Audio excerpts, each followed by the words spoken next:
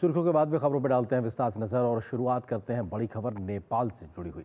2 दिन के हिंसक विरोध प्रदर्शन के बाद नेपाल आज शांत दिखाई दिया। कल रात से सेना ने कमान संभाली है तो हालात काबू में होते नजर आए हैं। विरोध प्रदर्शन थम गए, लेकिन 2 दिन हुई हिंसा में नेपाल में जो नुकसान हुआ है उसकी सुलगती तस्वीरें अपनी कहानी खुद ब खुद बयां कर रही हैं। काठमांडू में एयरपोर्ट फिर से खोलने का फैसला किया गया है तो सड़कों पर पसरा सेना की मौजूदगी ने आगजनी और लूटपाट को काबू में किया है। नेपाल के हालात के बाद भारत ने अपनी सीमाओं पर चौकसी बढ़ा दी है तो भारतीयों को नेपाल से निकालने के प्रयास भी भारत सरकार लगातार तेजी से कर रही है। ये 3 तस्वीरें काफी हैं ये बताने के लिए कि नेपाल में बीते 2 दिनों में हुई हिंसा का आलम क्या था। बड़ी बड़ी बिल्डिंगों को प्रदर्शनकारियों ने आग के हवाले कर दिया था, जिसके बाद अब उनके निशान ही दिखाई पड़ रहे हैं।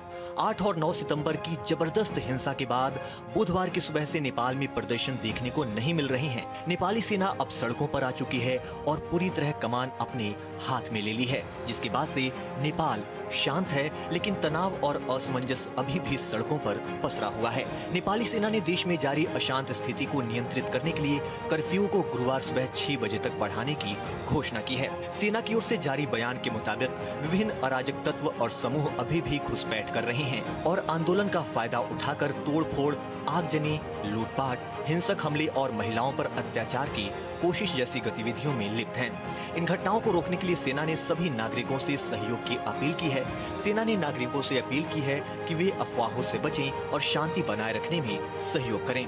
इस बीच नेपाल नागरिक उड्डयन प्राधिकरण ने काठमांडू के त्रिभुवन अंतर्राष्ट्रीय हवाई अड्डे को फिर से खोलने की घोषणा की है। हवाई अड्डा जाने वाले यात्रियों से सिविल एविएशन अथॉरिटी ने कहा है कि लोग पहले अपनी एयरलाइन से संपर्क करें, उसके बाद ही एयरपोर्ट जाएं। इस फैसले के बाद नेपाल में कई देशों के फंसे नागरिकों के बाहर निकलने का रास्ता साफ हो गया है।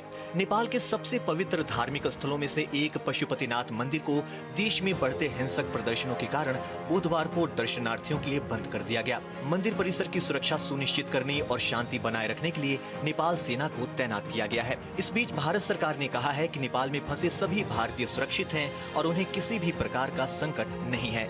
सरकार सभी को सुरक्षित वापस लाने के लिए पूरी तरह प्रयासरत है।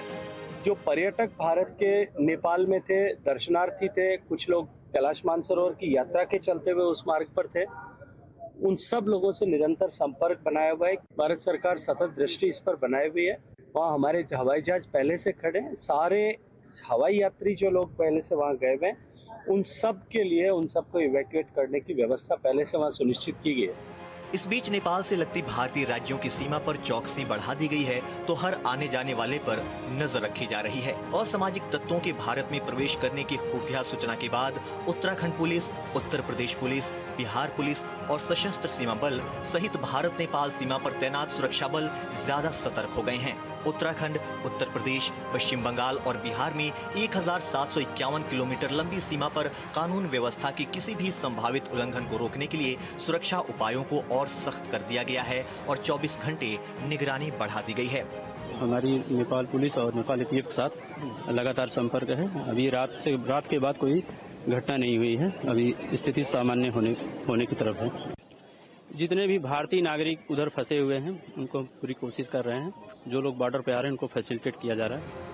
नेपाल में अव्यवस्था के माहौल का फायदा उठाकर वहां की जेल से बड़ी संख्या में कैदी फरार हो गए तो कई शहरों के बाजारों में लूटपाट की गई। हालांकि सेना ने लूटपाट करने वाले कुछ लोगों को गिरफ्तार किया है तो भागे हुए कई कैदियों को भी पकड़ा है। सेना ने लोगों से अवैध हथियारों को सरेंडर करने की अपील की है तो कई हथियार भी बरामद किए हैं। नेपाल में जैन जी के प्रोटेस्ट के बाद प्रधानमंत्री सहित तमाम मंत्रियों को इस्तीफा देना पड़ा है तो कई मंत्रियों और पूर्व पीएम सहित अनेक नेताओं के साथ आंदोलनकारियों ने बदसलूकी भी की है, जिसमें कुछ लोगों की जान भी चली गई है। इस पूरे घटनाक्रम के बाद से नेपाल में अब क्या होगा उसको लेकर असमंजस बना हुआ है। नेपाल के लोगों को अब अगली सरकार बनने का इंतजार है।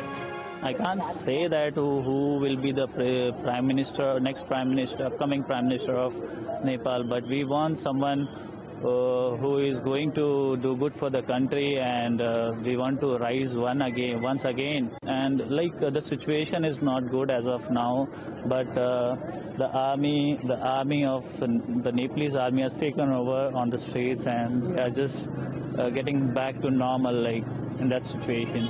सोशल मीडिया पर प्रतिबंध से शुरू हुए युवाओं के प्रदर्शन ने नेपाल की ओली सरकार को हटा दिया है और अब सेना ने कमान संभाल रखी है। सभी को इंतजार है कि नेपाल में हालात कब समान होंगी और शांति बहाल होगी। काठमांडू से श्वेता सिंह के साथ ब्यूरो रिपोर्ट, डीडी न्यूज।